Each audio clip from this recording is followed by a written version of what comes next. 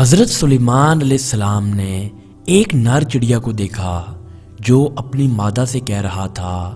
تم مجھ سے کیوں بھاگتی ہو؟ اگر میں چاہوں تو حضرت سلیمان علیہ السلام کے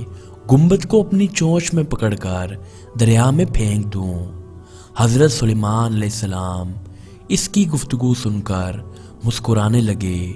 اور دونوں کو بلا کر نر سے پوچھا کہ جو کچھ تم کہہ رہے تھے کیا اسے کرنے کے لیے تمہارے اندر طاقت ہے؟ تو اس نر چڑیا نے عرض کیا، ہے اللہ کے نبی علیہ السلام، میرے اندر اتنی طاقت تو نہیں ہے، لیکن بعض اوقات اپنی بیوی کے سامنے اپنی بڑائی کرنی پڑتی ہے اور خود کو کمالات سے آراستہ کر کے پیش کرنا پڑتا ہے،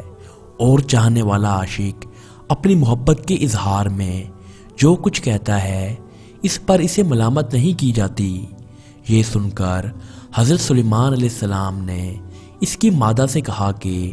جب یہ تجھ سے محبت کرتا ہے تو تم اس کی بات کیوں نہیں مانتی؟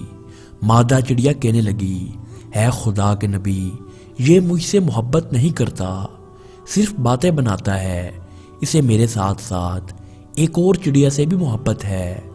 مادہ چڑیا کی یہ بات سن کر حضرت سلیمان علیہ السلام کے